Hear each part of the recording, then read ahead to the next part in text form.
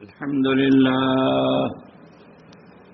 لله نحمده ونستعينه ونستغفره ونؤمن به ونتوكل عليه ونعوذ بالله من شرور أنفسنا ومن سيئات أعمالنا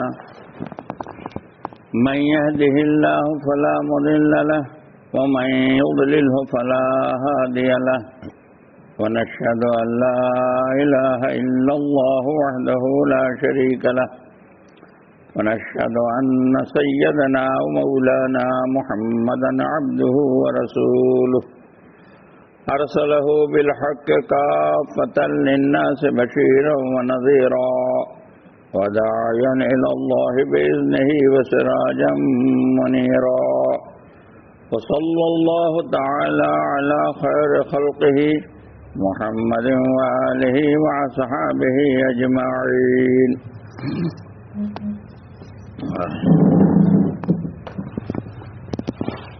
میرے محترم بزرگوں، بھائیوں اور دوستوں، یہ دنیا احوال کی جگہ ہے۔ جب سے دنیا بنی ہے اس وقت سے لے کر اور قیامت تک یہ مختلف قسم کے حالات سے گزرتی رہے گی۔ حال کو دوام نہیں ہے، جو آ کے گزر جائے وہ حال ہے۔ اسی لیے حال ٹھہرتا نہیں ہے، وہ آ کے گزر جاتا ہے۔ حال کو حال سے نہیں بدلنا ہے، بلکہ حال کو اعمال سے بدلنا ہے۔ جو لوگ حال کو بدلنے کی کوشش کرتے ہیں وہ ایک حال سے نکلتے ہیں اور دوسرے حال میں پھنس جاتے ہیں، اور جو لوگ حال کو اعمال سے بدلنے کی کوشش کرتے ہیں، احکام سے بدلنے کی کوشش کرتے ہیں کہ ہر حال کا حکم ہے، تو پھر حال ختم ہو جاتا ہے اور اس کی جگہ پر اللہ تعالیٰ کا فضل اور اللہ تعالیٰ کا کرم متوجہ ہو جاتا ہے۔ اسی لیے ہمیں تعلیم دی گئی ہے، حال کو حال سے نہیں، حال کو اعمال سے بدلو۔ حال آتا کیوں ہے؟ اس کی وجہ کیا ہے؟ کہ اس دنیا میں دو طرح کے حقوق ہیں انسان پر۔ ایک حق خالق کا ہے اور دوسرا حق مخلوق کا ہے۔ Creator and creation. جب انسان خالق کے حق کو پامال کرتا ہے اور مخلوق کے حق کو پامال کرتا ہے تو دنیا حالات سے دوچار ہوتی ہے۔ خالق کا حق توڑنا یہ بھی ظلم ہے اور مخلوق کا حق توڑنا یہ بھی ظلم ہے۔ جب دنیا ظلم سے بھر جاتی ہے تو اس وقت اللہ پاک دنیا کو حالات میں ڈالتے ہیں۔ اس میں سے سعید لوگ، اچھے لوگ، سمجھدار لوگ وہ اللہ کی طرف رجوع کرتے ہیں، اور جو بدبخت لوگ ہیں وہ حال کا مقابلہ حال سے کرنے کی کوشش کرتے ہیں، اللہ کی طرف رجوع نہیں کرتے۔ تو حال کے آنے کی وجہ ظلم ہے، اور ظلم حقوق کی پامالی ہے۔ خالق کا حق یہ ہے کہ اس پر ایمان لایا جائے، اس کی عبادت کی جائے، اس کی اطاعت کی جائے، اس کے ساتھ کسی کو شریک نہ کیا جائے۔ اس کو ایک یقین کیا جائے کہ اللہ ایک ہے، خود بخود ہے، ہمیشہ سے ہے اور ہمیشہ رہے گا۔ قل هو اللہ احد اللہ الصمد لم یلد ولم یولد ولم یکن له کفوا احد۔ اگر وہ دو ہوتا تو آپسی میں لڑائی ہوتی، آپسی میں فساد ہوتا، اس لیے وہ ایک ہی ہے جو خالق بھی ہے اور مالک بھی ہے اور خود بخود ہے۔ یہ یقین کرنے کی چیز ہے، یہ ایمان لانے کی چیز ہے، وہ خود بخود ہے اور وہ ہمیشہ سے ہے اور ہمیشہ رہے گا۔ اس پر ایمان لانا، اس کے ساتھ کسی کو شریک اور ساجی اور پارٹنر نہیں بنانا، اس کی عبادت کرنا، اس کی اطاعت کرنا، یہ اس کا حق ہے۔ جب بندہ اللہ کا حق ادا کرتا ہے تو یہ صحیح معنوں میں بندہ کہلانے کے لائق بنتا ہے اور دھیمے دھیمے اس میں عبودیت آتی ہے۔ ایک بندے کے لیے سب سے بڑا مقام بندگی ہے، عبودیت ہے، کہ وہ اپنے کو بندہ یقین کرے، بندہ تسلیم کرے اور بندہ بن کر زندگی گزارے۔ سب سے بڑا ظلم شرک ہے، ان الشرک لظلم عظیم۔ اللہ کے حق میں کسی کو شریک کر لینا، اس کی طاقت میں کسی کو شریک کر لینا، اس کی عبودیت میں کسی کو شریک کر لینا، نہیں کوئی شریک نہیں ہوگا، صرف اسی کی عبادت کی جائے گی اور کسی کی عبادت نہیں کی جائے گی۔ الوہیت کا یہ تقاضا ہے کہ عبادت اسی کی جائے، اسی کو یاد کیا جائے، اسی کا ذکر کیا جائے، اسی سے محبت کی جائے، محبت کی جائے، کہ اطاعت محبت کے ساتھ ہو، اطاعت استحضار کے ساتھ ہو، اس کے دھیان کے ساتھ ہو، اطاعت اس کی رضا کے ساتھ ہو۔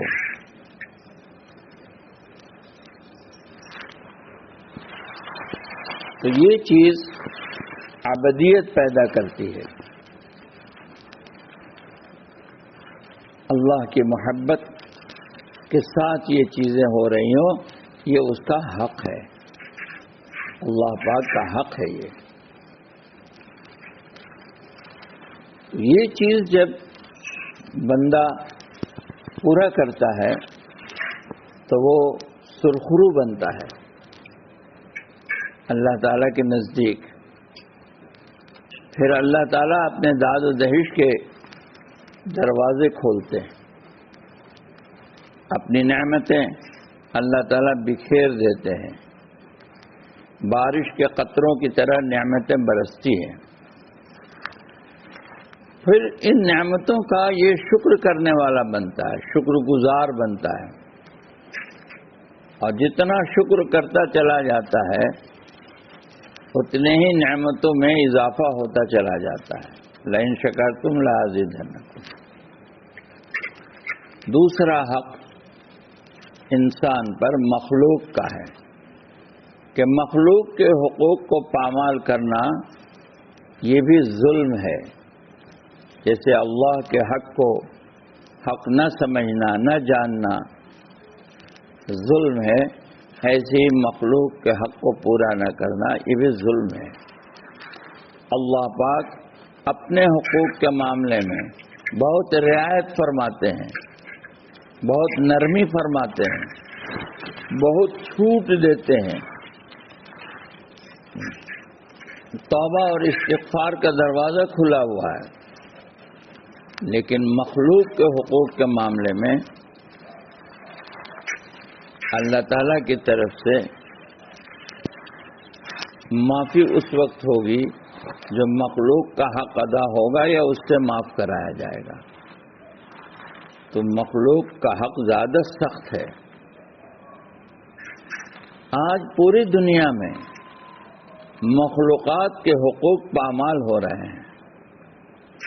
مخلوقات چھوٹے ہو یا بڑے ہوں، جاندار ہو یا بے جان ہو، ہر ایک کے حقوق ہیں انسان پر.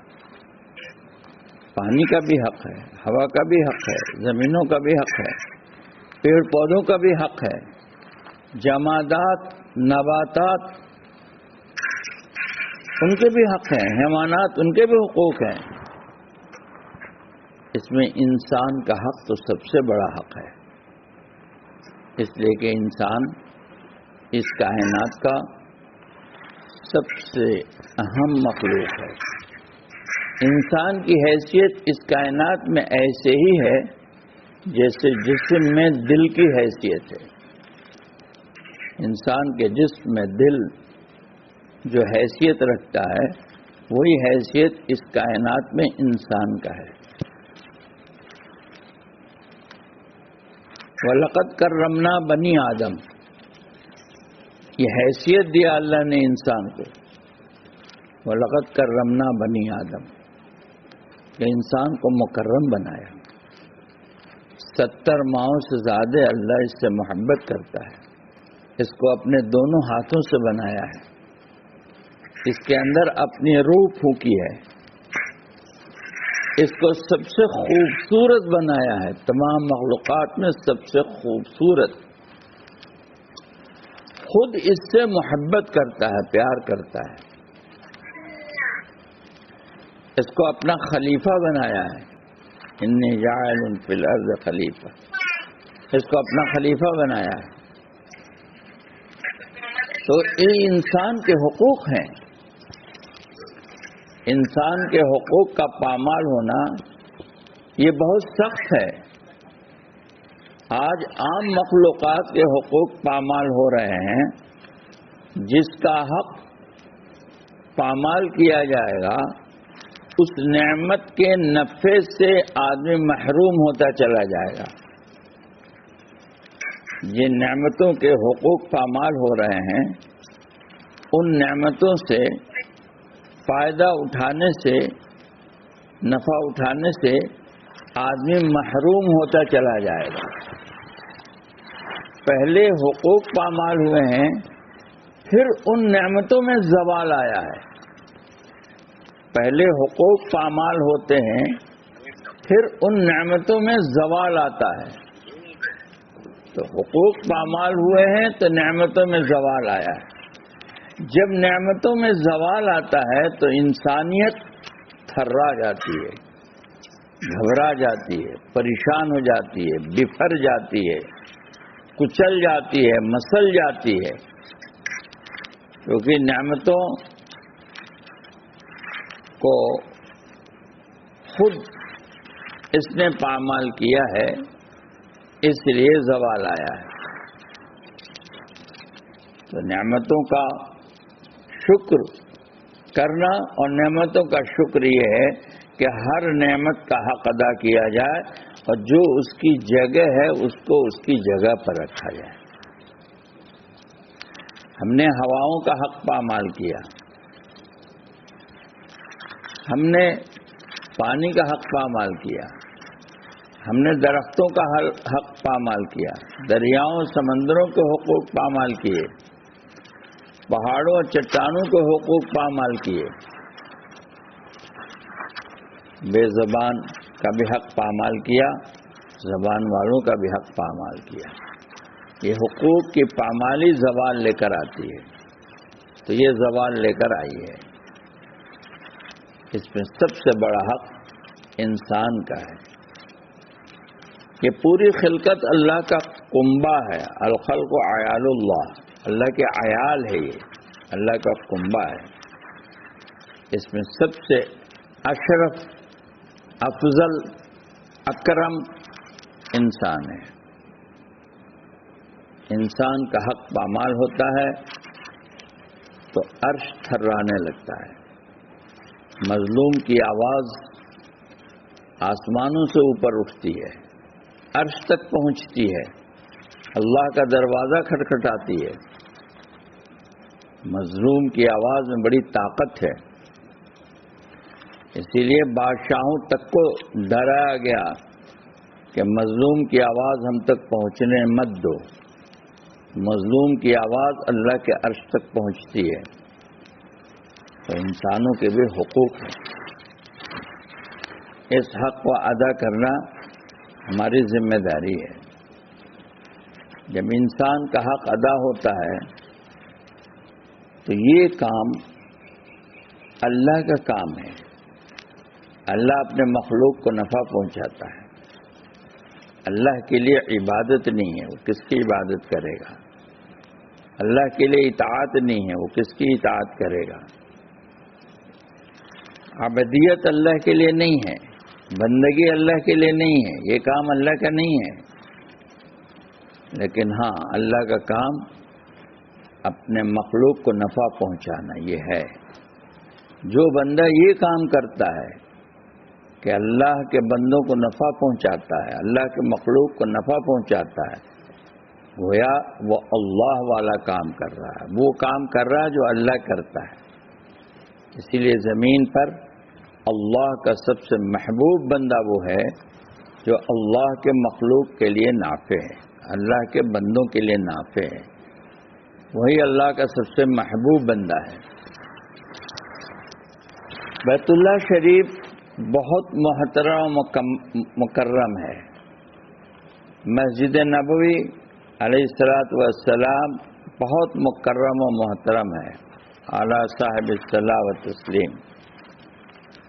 مسجد اقصی بہت محترم و مکرم ہے، دنیا کی تمام عبادت گاہیں مکرم و محترم ہیں، لیکن یہ اینٹ پتھر کی بنی ہوئی ہیں اور اس کو انسانی ہاتھوں نے بنایا ہے۔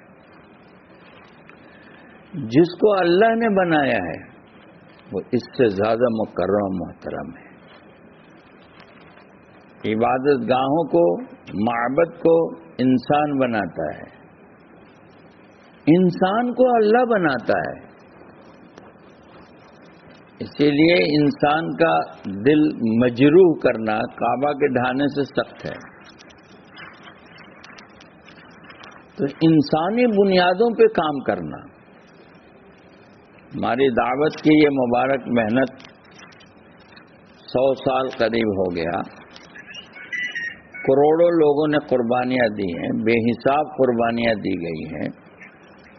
ایک سطح مطلوب ہے قربانی کی، ایک سطح مطلوب ہے صفات کی۔ وہ سطح کون سی ہے؟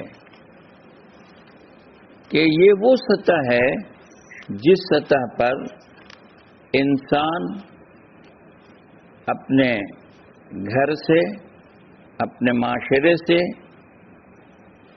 اپنے علاقے سے، اپنے ملک سے نکل کر عالمی بنیادوں پر، آفاقی بنیادوں پر، انسانی بنیادوں پر کام کرنا شروع کرتا ہے۔ ظاہر ہے کہ آفاقی بنیاد پر کام کرنا، عالمی بنیاد پر کام کرنا، انسانی بنیادوں پر کام کرنا، اس کے لیے بڑی قربانی کی ضرورت ہے اور اس کے لیے بڑے صفات کی ضرورت ہے۔ حضرت معاذ الیاس صاحب رحمۃ اللہ علیہ فرماتے تھے کام ابھی شروع نہیں ہوا، کہ کام کب شروع ہوگا؟ کہ جب ہماری جماعتیں عام انسانوں میں جانے لگیں گی،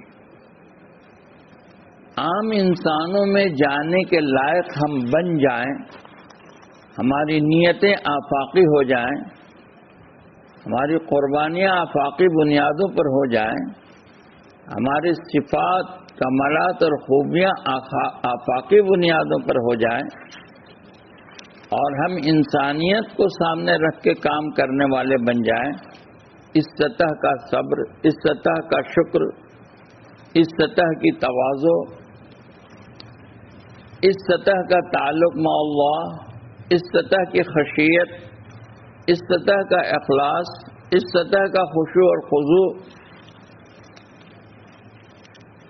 ہمارے اندر پیدا ہو جائے، تاکہ انسانی بنیادوں پر کام کرنے پر جن چیزوں کا سامنا کرنا پڑے گا، جن کا مقابلہ کرنا پڑے گا، وہاں ہم ثابت قدم رہ سکیں، ہم ثابت قدم رہ سکیں۔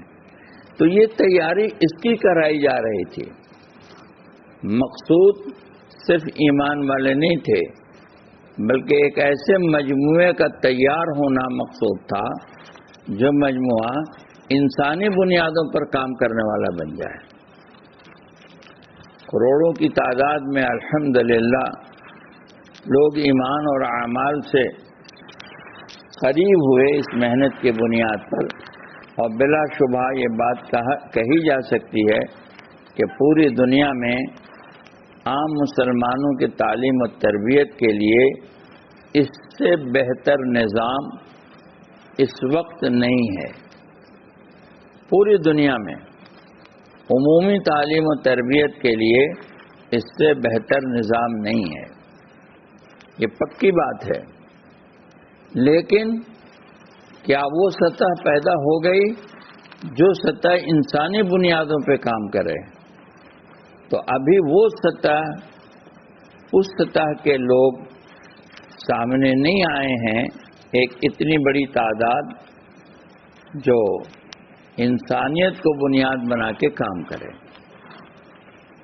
کبھی کبھی اس کا موقع آتا ہے انسانیت کو بنیاد بنا کے کام کرنے میں، جب انسانی حقوق کا تحفظ ہوگا اور انسان کو یہ اطمینان ہو جائے گا کہ ان کے پاس ہمارے حقوق کا تحفظ ہے، تو پھر وہیں سے ایمان کا اور اسلام کا دروازہ کھلے گا۔ عام انسانوں کے لیے ایمان اور اسلام کا دروازہ اس وقت کھلتا ہے جب دلوں کو یہ اطمینان حاصل ہو جائے کہ ہمارے حقوق ان کے پاس پامال نہیں ہوں گے، بلکہ ان کے ہاں ہمارے حقوق کا تحفظ ہے۔ آپ دیکھتے ہوں گے اپنے مفادات کے تحفظ کے لیے آدمی جگہیں بدلتا ہے۔ کوئی حیدرآباد کے گاؤں سے حیدرآباد سٹی میں آتا ہے، کوئی بنگلور کے کسی گاؤں سے بنگلور سٹی میں آتا ہے، کوئی یہاں سے نکل کر کے سعودی عرب کا سفر کرتا ہے، کوئی انگلینڈ اور امریکہ کا سفر کرتا ہے۔ ہر آدمی اپنے مفادات کے تحفظ کے لیے جو جگہ بہتر سے بہتر سمجھتا ہے وہاں پہنچنے کی، جانے کی کوشش کرتا ہے تو وہاں میرے مفادات کا تحفظ ہے۔ صحابہ کرام رضوان اللہ عنہم کے زمانے میں دنیا کے ملکوں کے لوگ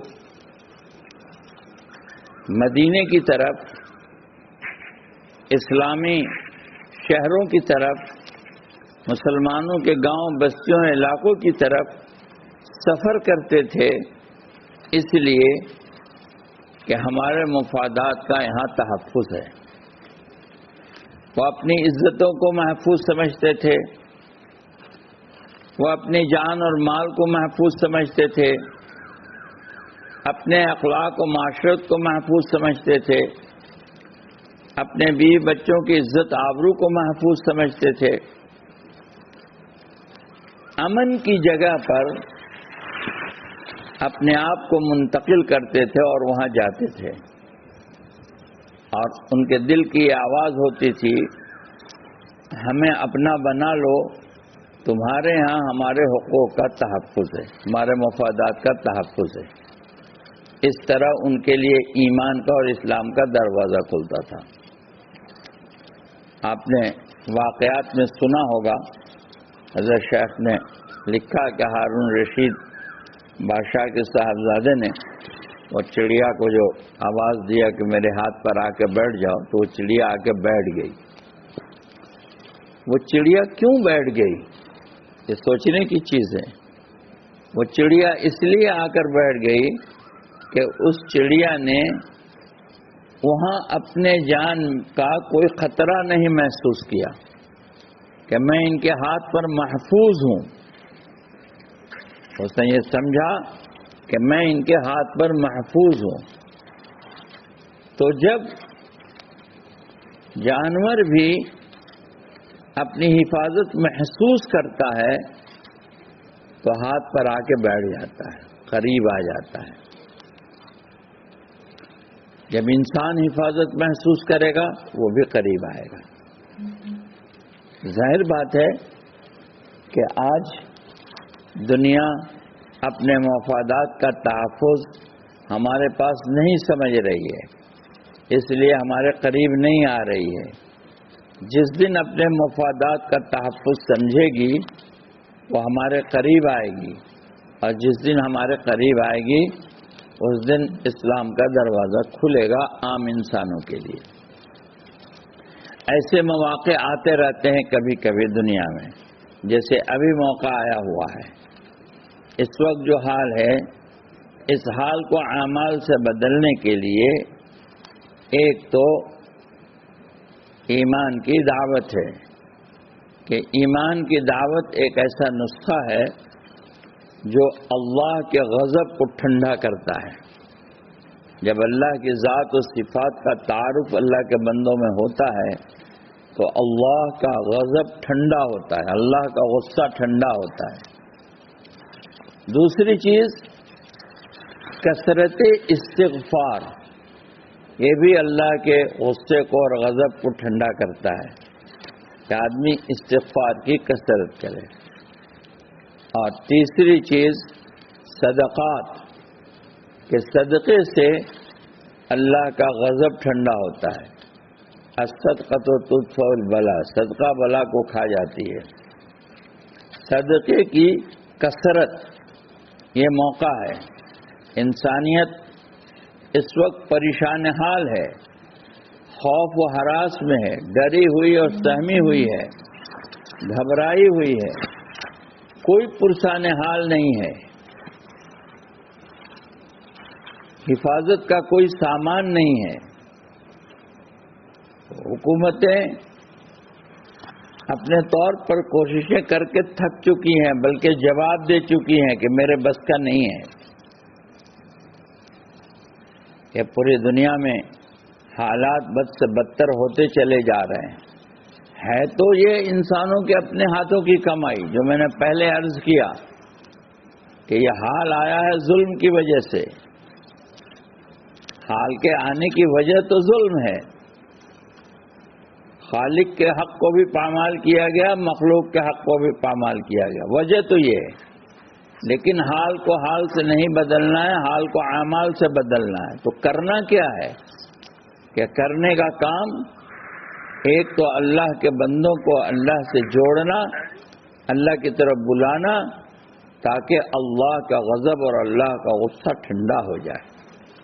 جب اللہ کے بندے اللہ کی طرف رجوع کرتے ہیں تو اللہ کا غضب ٹھنڈا ہوتا ہے۔